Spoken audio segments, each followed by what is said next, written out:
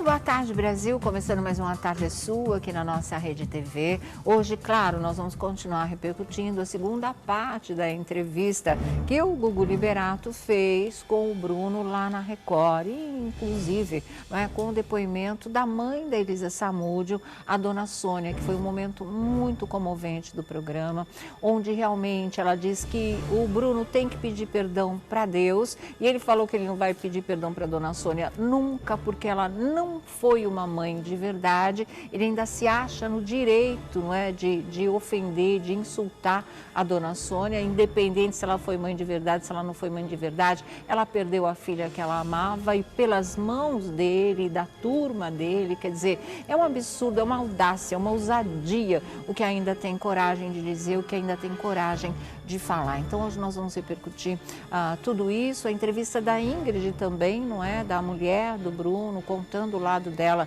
dessa história. Inclusive, muita gente não sabia que ela ficou grávida do goleiro também, mas acabou perdendo o bebê no segundo mês de gestação, em função do que ela disse. Ela passou por muitos raios-x, em visita íntima na prisão, aquela coisa toda, e isso pode ter ajudado a provocar a má formação que inviabilizou o feto, e ela acabou perdendo o bebê que ela esperava do Bruno. Se ela acredita, se ela não acredita que realmente o Bruno mandou matar Elisa Samúdio, e ela responde que ela não acredita nesse tipo de coisa. Para ela, ele nunca foi um homem violento, não é? E ela diz que prevê um futuro em que ela e a Daiane, a ex-mulher do goleiro Bruno, com quem ele tem 2 filhas, possam viver pelo menos em paz, mesmo porque a Daiane tem um outro relacionamento e já teve até um outro filho desse novo relacionamento. Enfim, são todas as coisas que vocês viram, ouviram, mas para discutir a respeito, hoje nós estamos contando também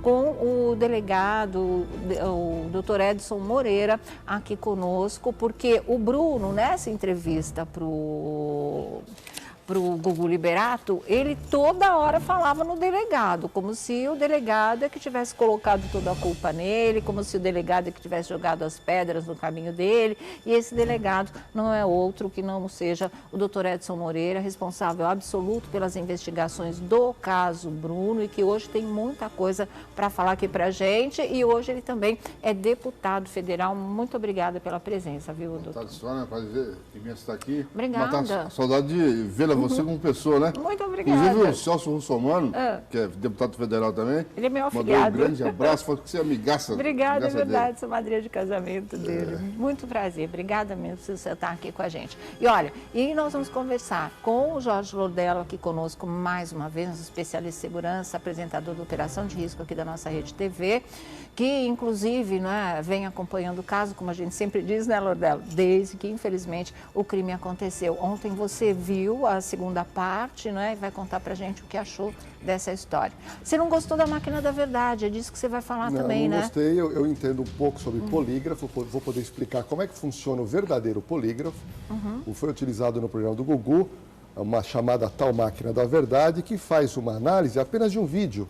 Ou seja, qualquer pessoa, se você gravar um vídeo, der na mão do tal especialista, ele consegue dizer se você está falando verdade ou mentira. E digo mais, existem aplicativos que fazem isso, mas em tom até meio de brincadeira. Mas eu queria ressaltar, Sônia, a importância, fiquei contente pelo convite do Dr. Edson Moreira, porque tanto no primeiro dia como no segundo dia, a gente já sabia que o Bruno é inimigo mortal do Dr. Edson Moreira. Tem ódio do Dr. Edson, tendo em vista a atuação brilhante que ele teve na fase de inquérito, esclarecendo esse crime. Agora, eu fico imaginando, e eu vou ter que lançar essa pergunta de cara para o Dr. Edson Moreira, um profissional da polícia que trabalha durante quase 2 anos, que eu sei que até a saúde dele ficou abalada, tendo em vista a pressão que esse profissional sofreu. Depois que o Bruno é condenado pela justiça e cumprindo pena, ele vai a um programa de televisão e debocha e trata a autoridade que lá presidiu e foi elogiado por todos de uma maneira que realmente me causou surpresa. E eu quero saber, doutor Edson, o que ele sentiu quando viu um preso, condenado pela justiça, cumprindo pena, tratando o doutor Edson da maneira como ele foi tratado. O tamanho desrespeito, daqui a pouco o doutor Edson Moreira fala com a gente. A procuradora, a doutora Eliana Passarelli, também hoje aqui conosco, também vai ter muita coisa para falar a respeito dessa segunda parte da entrevista, né, doutora? Boa tarde, viu? Com certeza. Aliás, estou louca para falar. Para falar, que ótimo, porque o público adora quando você abre a boca e fala aqui essas coisas. Aliás, deixa eu só falar uma coisa para vocês, antes de nós começarmos a nossa conversa, o doutor Edson responder a pergunta do Jorge Lodello, porque eu recebi ontem muitas mensagens falando assim, vocês na Tarde Sua não gostam das entrevistas do Gugu, não gostam que ele entreviste pessoas que estejam presas, mas depois ficam falando no assunto. Exatamente. A gente pode até não concordar, a gente respeita o trabalho, nós temos falado aqui, analisado com muito respeito ao nosso colega, porque o Gugu é muito querido realmente,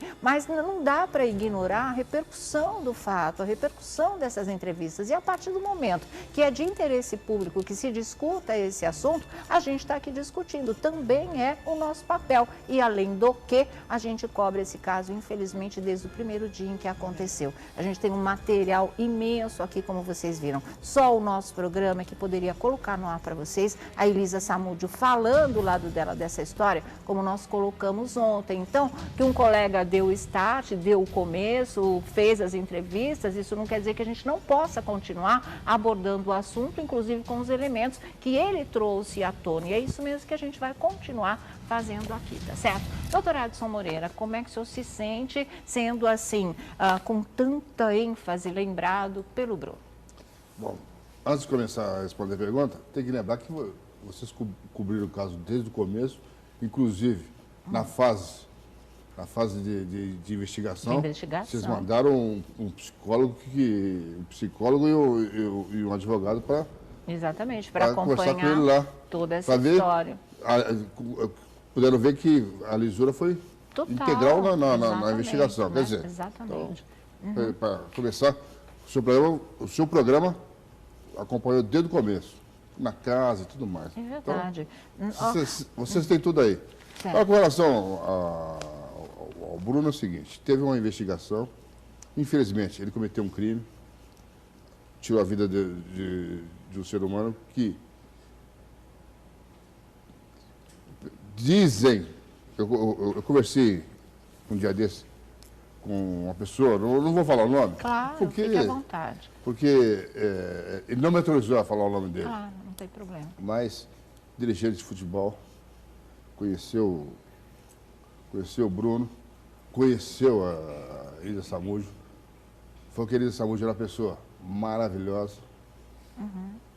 Ela não era mulher da vida nem nada. A Elisa Samúdio, ela gostava de jogador. Certo. Então, a famosa Maria Chuteira. Então, quer dizer, ela saía porque gostava de sair com o jogador. Entendi. Então, quer dizer, mas ela nunca foi capaz de fazer mal para ninguém e só buscou o direito do filho dela.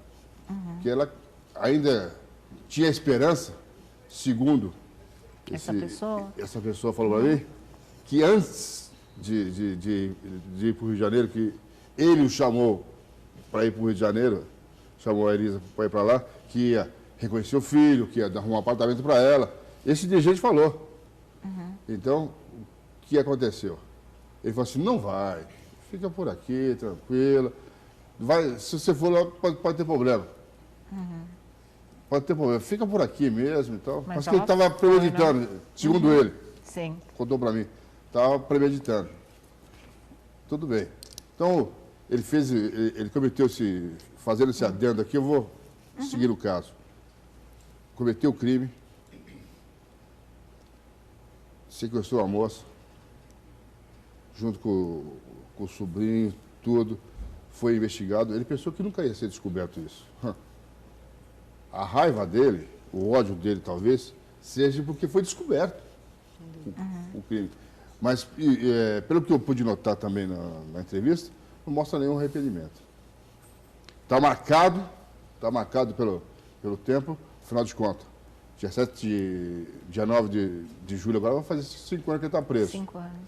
Então é o seguinte, está marcado, mas não mostra nenhum arrependimento. E ele não perdeu ainda aquela empáfia de ofender as pessoas. Como ofendeu a mãe da Elisa, como ofendeu a própria Elisa, né? Mentiu. Esse aparelho que mostrou lá, aquilo é uma balela. Eu falo de cadeira. Aquilo é uma balela. Por que é uma balela? Não tem como você medir uma coisa, uma verdade, uma inverdade, 5 anos depois. Dizem que uma mentira, quando ela sempre ela é afirmada, se torna uma verdade para a pessoa. Exatamente. Dita 1000 vezes, ela vira verdade. Então, quer dizer, o cara está lá há 5 anos, dizendo sempre a mesma coisa. Sempre a mesma coisa. Já está acreditando no que fala. Então, quer dizer, até parece ser sincero. Então foi investigado, foi provado. Provas contundentes, materiais, periciais. Tem o contrato dele no computador, do próprio Macarrão, dele também. A queima da mala. As provas são robustas. fartas e fartas. Doutor Edson, ele afirmou categoricamente que o senhor inventou a motivação do crime para aparecer. Ele coloca essa pecha no senhor. O que o senhor tem a dizer sobre isso? Ele sequestrou a Elisa do Rio de Janeiro em outubro, foi condenado por isso. Levou ela para o quarto de apartamento, deu um abortivo para ela, o Macarrão estava junto, e mais um segurança lá que acabou com o carro dele lá, o X5, tá certo? E eu aqui inventei, ele não queria pagar pensão, ele tinha vergonha da moça, por seu pai, todo mundo, né, vamos dizer assim, o pensamento dele. Se é o pensamento dele, os colegas dele falaram isso aí. Todo mundo saiu com a moça e ele vai assumir a paternidade. Entendi. Mas ele não saiu uma vez só, não, conforme ele afirma. Ele mente novamente. A máquina não pegou essa mentira. Quer dizer, ele pegou a moça, saiu, gostou, apaixonou. Então houve um caso entre eles. Claro, levou lá Ela disse na entrevista hotel. que a gente reprisou ontem, né? Isso. Que ela ficou Ela um ficou tempo lá um com ele. tempão. Não, e ela ainda falou que ela ficava com ele, que ele levava ela na lab e tal, e que ela ainda ficava com ele. Exatamente. Em alguns momentos ela fala isso. Ele pedia para eu tirar a criança, mas aí a gente ficava junto, eu não tinha raiva dele. Ela falou Ela textualmente falou tudo isso. Exatamente, aqui no nosso programa. Então, quer dizer, ela, talvez, não sei se propositadamente ou não, tomou mais remédio. O cara vai lá, joga a bola, bate um bolão no campo, segura as bolas, vai lá no apartamento, né? E quer relaxar depois do jogo. E vai. Isso foi uma temporada. Mais ou menos, no mínimo, uns 6 meses. Certo. A moça ficou grávida. Aí, a moça gostava muito dele. Não sei se era amor, mas Ela tinha a uma paixão era muito obsessão, forte. ela tinha uma obsessão, Né? mas ela perseguia mesmo, isso eu Então, acredito. Aquilo era uma paixão dela, né? Tá certo? Paixão. Se perseguia, eu não sei. Aquela mentira que falou que ia lá para fazer teste de DNA, ele nunca quis fazer DNA.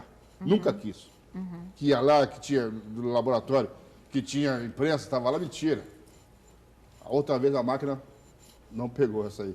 Essa máquina aí, eu acho que deve dispensar essa máquina aí. Tá Essa certo? parte da máquina eu não vi.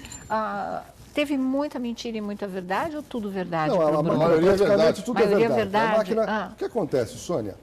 Existe o polígrafo, detetor de mentiras, muito utilizado na polícia americana e pela justiça. É um aparelho complexo, onde a pessoa senta num determinado lugar, próximo aos fatos que ocorreu, e eles ligam eletrodos no braço, no antebraço, na têmpora, nas pernas. E esses eletrodos vão medir o quê? As diferenças fisiológicas. E como é que funciona isso? Eles colocam todo esse equipamento em você e primeiro a pessoa começa a conversar com você, Sônia Abrão, de fatos da sua vida corriqueira. Para a máquina entender fisiologicamente Como é que você funciona. como é dizer a verdade.